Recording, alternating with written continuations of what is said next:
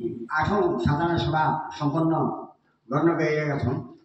हामीलाई यो संस्थामा सङ्गठित भइसकेपछिका आठौं साधारण सभासम्म हामी पुगेका छौँ।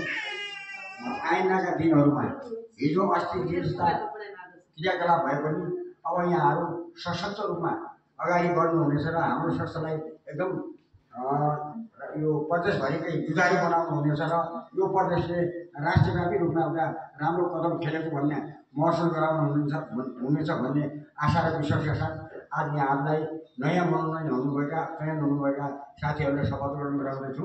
शपथ ग्रहणको क्रममा म भनेको ठाउँमा आफ्नो नाम लिनुहोला, त्यसपछि पद भनेको ठाउँमा आफू जुन पदमा त्यो पदमा भन्नुहोला र म अब शपथ ग्रहण गराउन यहाँहरूलाई अनुमति माग्छु। म यस गरिमामय राष्ट्रिय सङ्गीत कर्मी सङ्घ को प्रदेश स्तरीय साधारण सभाबाट कुन पदमा मनोनयन भएकोले यस घडीमा साधारण सभा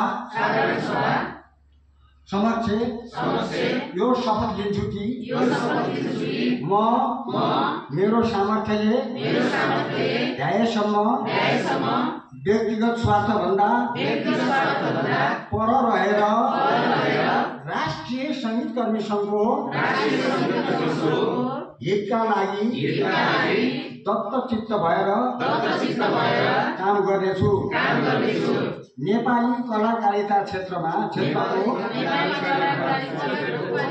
संरक्षण सम्वर्धनमा दिलो ज्यानले समर्पित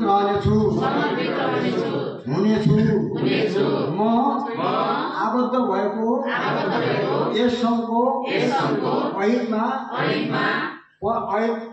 अहितमा पदमा रहँदासम्म वा नरहँदा पनि कुनै काम गर्ने गराउने छैन। यदि गराएमा संस्थाको विधान र प्रचलित कानुन बमोजिम कारबाही भोग्नेछु।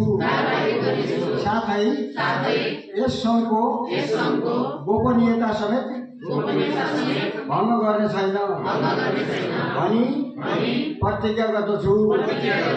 जय गीत जय सङ्गीत, जय गीत जय सङ्गीत, राष्ट्रिय सङ्गीत कर्मी सङ्घ जिन्दाबाद, राष्ट्रिय सङ्गीत कर्मी सङ्घ जिन्दाबाद, राष्ट्रिय सङ्गीत कर्मी सङ्घ सुदूरपश्चिम प्रदेश जिन्दाबाद।